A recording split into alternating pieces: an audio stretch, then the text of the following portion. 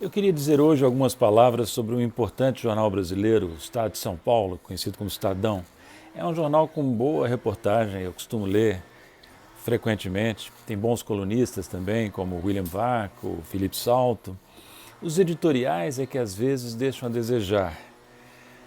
Às vezes, nem sempre. Por exemplo, um recente intitulado Cenário Sombrio, publicado no dia 14 de maio, escrito sobre o impacto da pesquisa Datafolha, que colocou Lula longe na frente dos outros candidatos para as eleições de 2022. O editorial do Estado de São Paulo, ao comentar essa pesquisa, derrapa feio e mostra um preconceito que não se justifica. Por exemplo, diz que Lula representa tudo que o Brasil vem repelindo eleição após eleição desde 2016.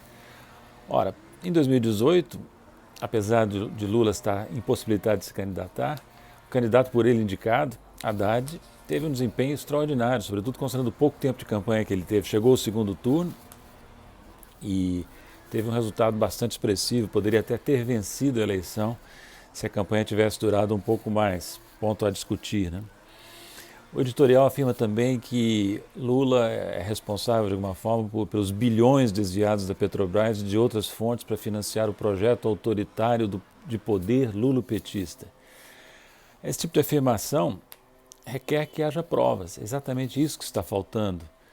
Quando se diz, por exemplo, nesse mesmo editorial que Lula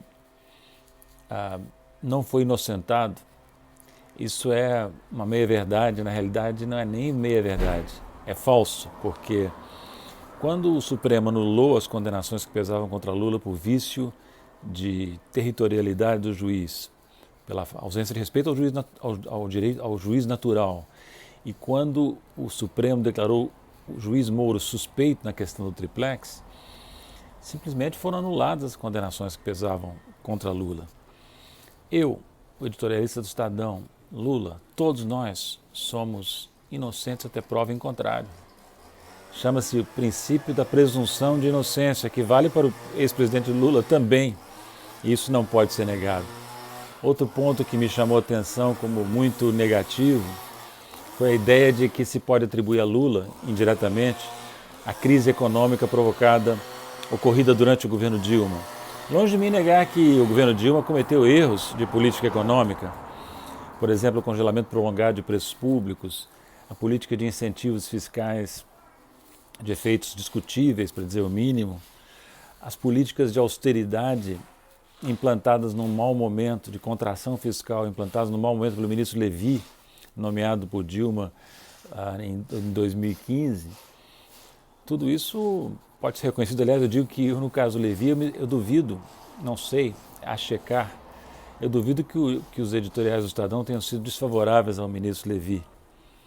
E, no entanto, ele foi, sim, responsável por uma parte do agravamento da crise. Agora, atribuir a crise de 2015, 2016, francamente, a erros de política econômica do governo Dilma é, no mínimo, tendencioso, vamos dizer assim, para não usar palavras mais fortes, né? A crise econômica de 2015, 2016 não se deve apenas e nem primordialmente, diria eu, aos erros de política econômica, e sim uma combinação de fatos adversos, como, por exemplo, a Lava Jato, os seus efeitos perversos sobre empresas brasileiras, sobre cadeias de produção, isso está fartamente documentado. A crise política que foi criada para permitir a derrubada da presidente Dilma, criada deliberadamente, inclusive com pautas bombas no Congresso. Então, a bem da verdade, é preciso que se diga que sim, houve erros de política econômica, como todos os governos, mas a crise profunda de 2015, 2016 não pode, em sã consciência, ser atribuída à herança lulopetista, para usar a linguagem do editorial. E, finalmente, o editorial diz que há um imenso campo para encontrar um candidato de centro, entre aspas, que não seja nem Bolsonaro nem Lula.